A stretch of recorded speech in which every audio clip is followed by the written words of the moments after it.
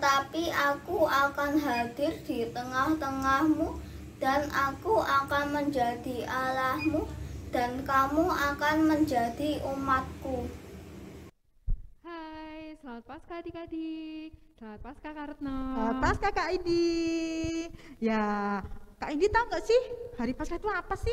Tentunya tahu dong Kak Retno. Hari Paskah itu hari di mana kita memperingati kebangkitan Tuhan Yesus. Oh, berarti Tuhan Yesus nggak mati selamanya ya Kak ya? Tentu enggak dong Kak Retno. Karena Tuhan Yesus Hidup. Iya, hidup dan bangkit. Iya, dia membuktikan bahwa Tuhan Yesus adalah Allah yang luar biasa. Iya, dan berkuasa dan menang atas maut ya Kak ya. Ya. Jadi kita harus bangga ya Kak ya, memiliki Tuhan Yesus yang berkuasa atas maut dan bangkit. Nah, oke adik-adik, kita mau saat ini beribadah untuk merayakan hari Paskah ya, hari kebangkitan Tuhan Yesus. Oke, kita mau berdoa terlebih dahulu, mengucapkan terima kasih kita atas kebaikan Tuhan. Lipat tangan, tutup mata, kita berdoa. Bapa kami yang ada di surga, sungguh kami mengucap syukur untuk cinta kasih Tuhan yang begitu besar bagi kami semua. Engkau rela hadir ke dunia dan Engkau bahkan rela disalib untuk menebus kami.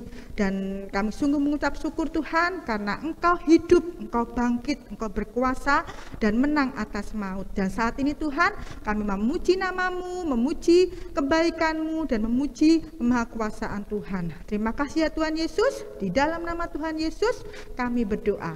Amin. Ya adik-adik, hanya ada satu nama, yaitu di dalam Tuhan Yesus Kristus, yang di dalamnya kita beroleh keselamatan. Yuk kita bangkit berdiri semua, kita mau sama-sama muji nama Dia. Ada satu nama, yaitu Yesus Kristus.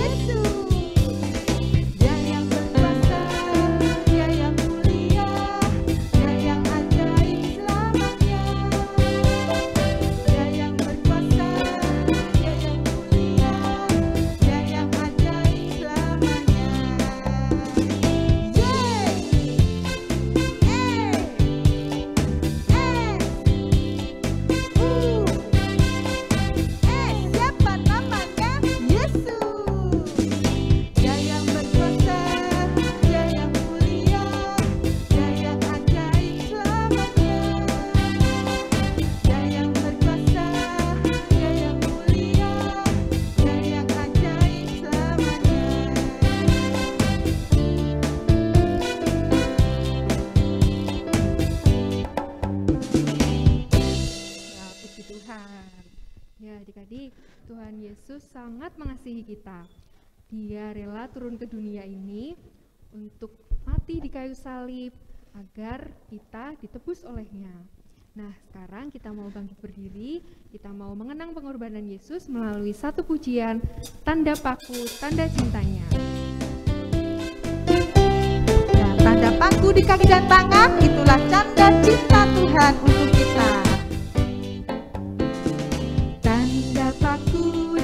kaki dan tangan, tanda cinta, tanda cinta, tanda tombak menusuk di pinggang, tanda cinta, tanda paku. Tanda paku di kaki dan tangan, tanda cinta, tanda cinta, tanda tombak menusuk di pinggang, tanda cintanya Tuhan. Itu semua Tuhan sudah terima, guna semua yang mengikut Dia. Selamat orang yang tidak melihat, tapi percaya Tuhan. Yesus disalib. Yesus disalibkan karena cintanya kepadaku, kepadamu.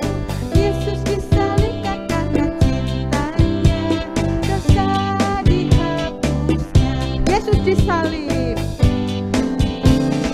Yesus disalibkan karena cintanya kepadaku, kepadamu.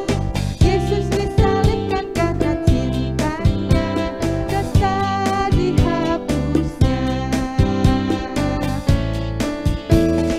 Tanda paku di kaki dan tangan, tanda cinta, tanda cinta, tanda tombak menusuk di pinggang, tanda cintanya Tuhan.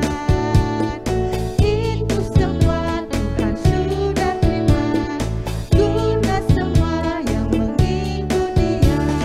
Selamat orang yang tidak melihat, tapi percaya Tuhan.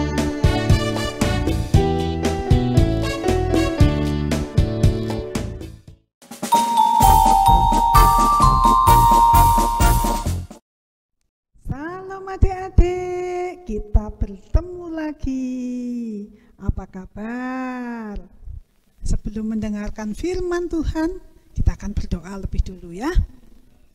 Tuhan, Bapa kami yang di surga, kami mengucap syukur kepadamu ya Tuhan, oleh karena kebaikan Tuhan, pemeliharaan Tuhan, kasih Tuhan, pengorbanan Tuhan bagi kami semua. Tuhan Yesus, kami mau mendengarkan firman-Mu.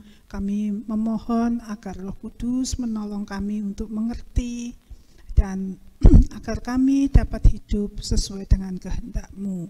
Terima kasih Tuhan, di dalam nama Tuhan Yesus Juru Selamat kami berdoa. Amin.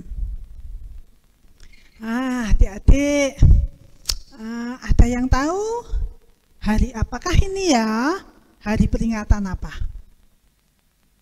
Ya benar, hari ini peringatan Paskah, yaitu bangkitnya Tuhan Yesus ya adik-adik.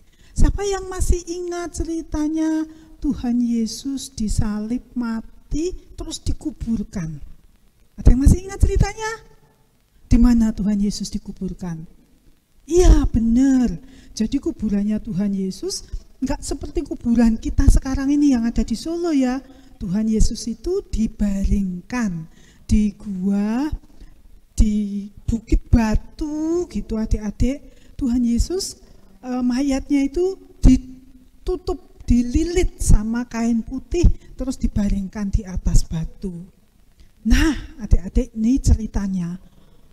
Pagi pada waktu Tuhan Yesus itu dikuburkan, itu hari Jumat ya. Terus hari Minggu pagi, Maria Magdalena itu pagi-pagi, benar masih agak gelap itu, sudah datang ke kubur Tuhan Yesus. Pada waktu pagi ketika Maria tiba di depan kubur Yesus, Maria kaget. Loh, ada apa kok kaget? Ternyata pintu yang ditutupkan ke kuburnya Tuhan Yesus itu pintu batu gitu ya adik-adik ya, besar. Tidak bisa didorong oleh satu orang saja. Itu harus beberapa orang yang mendorongnya supaya bisa menutup lubang kubur Tuhan Yesus itu. Batu itu sudah digulingkan, sudah pindah. Jadi kuburnya itu pintunya kelihatan, bolong gitu. Nah, lalu Maria mengintip ke situ. Apa yang Maria lihat? Ternyata Tuhan Yesus sudah nggak ada di situ. Tuh hanya ada itu kain yang tadinya dibalutkan ke mayatnya Tuhan Yesus itu tok yang ada. Tapi Tuhan Yesusnya udah nggak ada. Dia merasa sedih adik-adik. Dia menangis. Aduh Tuhan Yesusku, siapa yang mengambilnya? Siapa yang mencurinya? Dibawa kemana? Dia sedih sekali, lalu dia menangis. Terus dia keluar dari kubur itu adik-adik. Terus dia ketemu dengan seseorang. Dia pikir orang itu penunggu kuburan itu, tukang taman, tukang bersih-bersih gitu ya. Terus dia tanya, Pak, Bapak lihat enggak? Itu Tuhan Yesus saya yang dibaringkan di situ waktu meninggal ditaruh di mana ya? Kok enggak ada? Tolong izinkan saya mengambilnya lagi gitu. Padahal yang ditanya itu siapa adik-adik? Sebetulnya yang ditanya itu Tuhan Yesus. Tapi waktu itu Maria saking sedihnya mungkin ya tidak mengenali bahwa itu Tuhan. Lalu Tuhan Yesus memanggil nama Maria. Maria. Maria kaget. Dia hafal sekali suara itu. Jadi waktu dia melihat, dia kaget. Ternyata orang yang dia tanya itu adalah Tuhan Yesus sendiri yang dia cari itu. Dia kaget gitu, dia sedih, dia masih nangis, tapi dia juga senang hatinya karena melihat Tuhan Yesus kok hidup ya.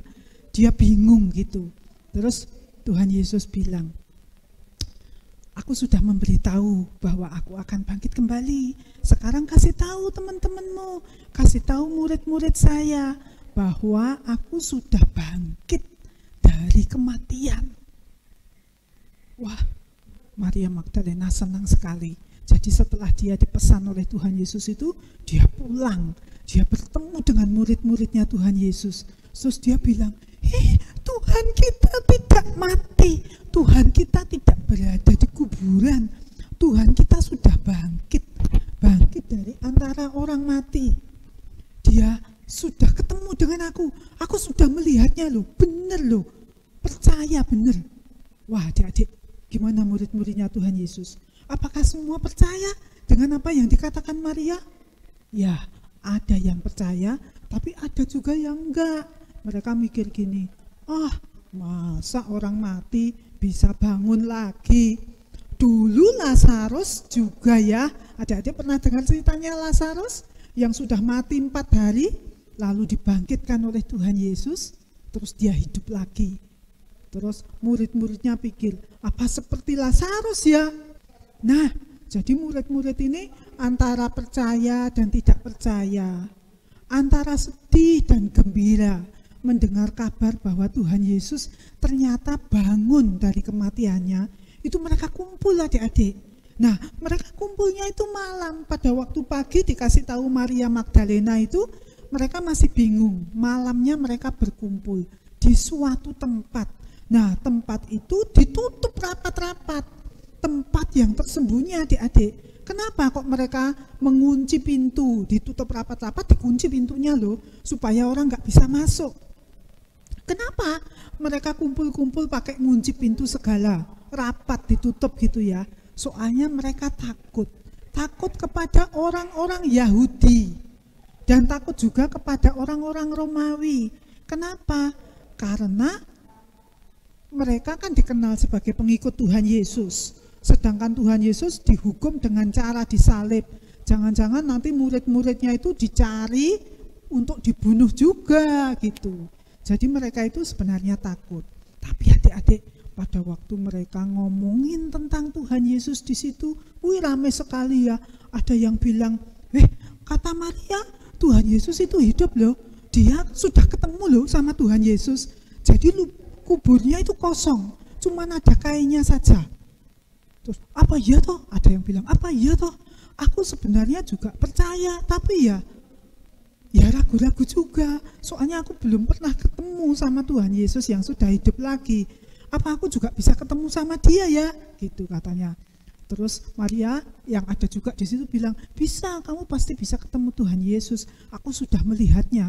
Jadi benar ya, kamu melihatnya, kata yang lain. Iya, aku bertemu sama Tuhan Yesus. Tuhan Yesus sendiri itu yang kasih tahu aku dan menyuruh aku memberitahu kepada kamu sekalian bahwa Dia itu sudah hidup, bahwa Dia akan bertemu dengan kita semua, gitu kata Maria. Adik-adik, tahu-tahu Mak jedus gitu ya. Wah, ini ceritanya Mak jedus gitu, Tuhan Yesus tiba-tiba sudah ada di dalam ruangan itu. Nah, adik-adik, mereka memang melihat Tuhan Yesus masuk ke ruangan itu, tapi mereka bingung. Loh, pintunya kan dikunci. Kan itu tembok batu. Ya ampun, Tuhan Yesus bisa masuk. Ini Tuhan apa hantu ya? Mereka bilang gitu. Ada yang ragu-ragu, dikirain hantu. Karena kalau hantu kan bisa masuk rumah tanpa buka pintu kan adik-adik. Begitu. Tapi Tuhan Yesus tahu bahwa Dia dikira hantu. Lalu Dia bilang kepada murid-muridnya, damai sejahtera untukmu sekalian. Mari jangan ragu-ragu. Datanglah, lihat ini aku, ini bukan hantu. Hantu itu tidak punya daging, tidak punya tulang. Tapi ini benar-benar aku. Ini coba lihat tanganku. Ada lubang paku. Lihat lambungku. Ada bekas tombak. Murid-muridnya sangat terharu. Mereka tidak menyangka bahwa Tuhan Yesus ternyata benar-benar bangkit dari kematian.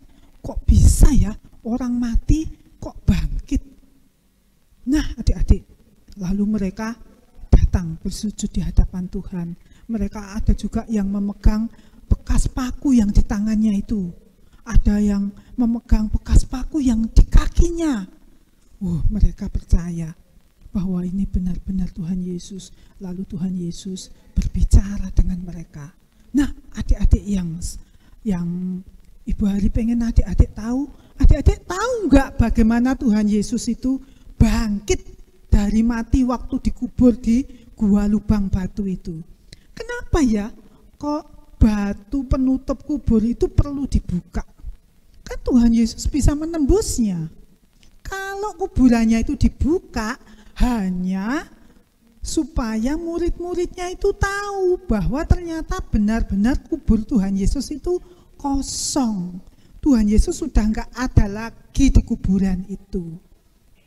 Nah, adik-adik, luar biasa sekali ya. Ternyata pada waktu Tuhan Yesus itu hidup kembali, bangkit dari kematiannya, Dia tidak seperti manusia biasa seperti kita. Itulah tubuh Tuhan Yesus setelah bangkit dari kematian menjadi tubuh yang mulia, adik-adik. Tapi Dia bukan hantu loh. Tuhan Yesus juga turut makan, minum bersama murid-muridnya. Dan setelah itu Dia enggak mati lagi seperti Lazarus loh, adik-adik. Kalau Lazarus kan waktu dibangkitkan Tuhan Yesus, dia bangkit dari orang mati, terus setelah itu ya tambah tua, terus meninggal juga. Kalau Tuhan Yesus enggak. Setelah Dia bangkit dari matinya itu, lalu Dia bertemu dengan murid-muridnya sampai berkali-kali. Dan Dia mengajar muridnya kembali, mengingatkan muridnya tentang apa yang Dia sudah pernah katakan. Dia sudah pernah memberitahu bahwa pada hari yang ketiga Dia akan bangkit dari antara orang mati. Dan Dia akan kembali kepada Bapanya. Dan Bapa kita semua, Bapanya orang yang percaya kepada Tuhan Yesus. Nah, makanya setelah Tuhan Yesus bangkit, Dia hidup, lalu berapa hari setelah itu Dia naik ke surga. Adik-adik ingat ya, Tuhan Yesus naik ke surga. Tuhan Yesus waktu naik ke surga dilihat orang-orang enggak? Iya, dilihat orang banyak sekali. Di sana dikatakan ada 500 lebih orang. Padahal yang disebut itu hanya laki-laki saja loh, 500 orang itu. Belum lagi kalau ada orang-orang perempuan, ibunya Tuhan Yesus, Maria Magdalena, dan murid-murid yang lain, semua itu menyaksikan. Nah, adik-adik, Tuhan Tuhan Yesus itu hidup. Tuhan kita itu hidup. Bahkan hidupnya itu adalah hidup yang mulia. Karena dia sudah mengalahkan kematian. Nah, adik-adik, apa sih istimewanya buat kita? Nah, kalau adik-adik percaya kepada Tuhan Yesus, adik-adik menjadi milik Yesus. Kalau adik-adik menjadi milik Yesus, lalu apa yang akan terjadi? Tuhan Yesus akan menjaga adik-adik, memberkati adik-adik, menyertai, menolong dalam setiap masalah.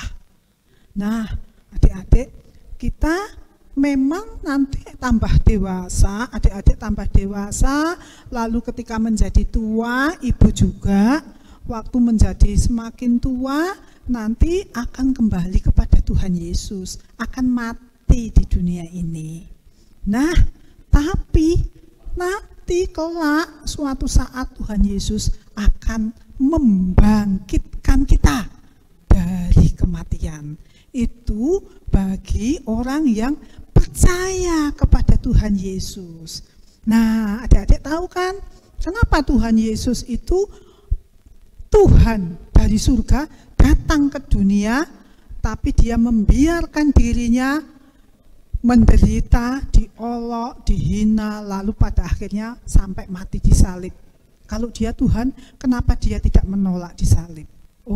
Adik-adik jangan salah ya, Tuhan Yesus itu datang dari surga ke dunia, ke bumi kita ini memang untuk disalibkan. Dia dikorbankan. Kenapa kok dikorbankan? Supaya dia dapat menebus kita dari dosa-dosa kita.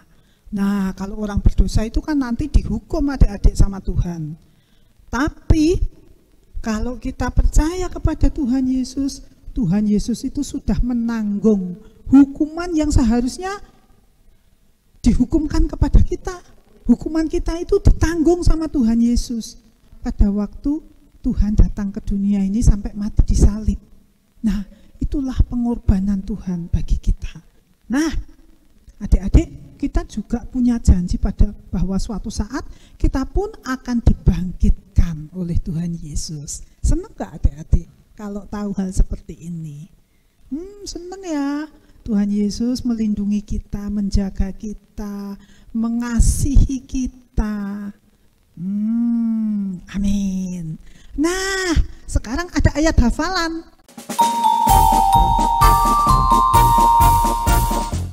Ayat hafalan. Ayat hafalannya dari mana adik-adik? Dari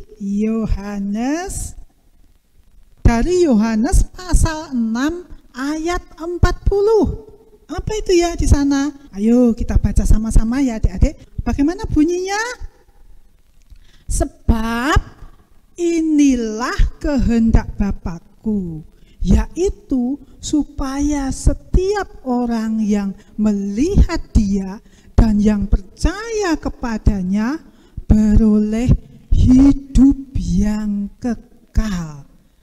Dan Aku akan membangkitkannya pada akhir zaman. Oke adik-adik, bersyukur kepada Tuhan karena Tuhan yang sangat baik kepada kita. Dia yang memanggil kita supaya kita percaya kepadanya. Kalau kita percaya kepada Tuhan, maka kita akan memperoleh hidupnya Tuhan dan akan bersama-sama dengan Tuhan sampai selama-lamanya. Jadi kita nggak akan masuk neraka adik-adik. Amin. Kita akan bertemu lagi pada minggu depan. Sampai bertemu kembali adik-adik semua. Ibu sayang kalian dan kalian juga dikasihi oleh Tuhan Yesus. Dadah, Tuhan Yesus memberkati.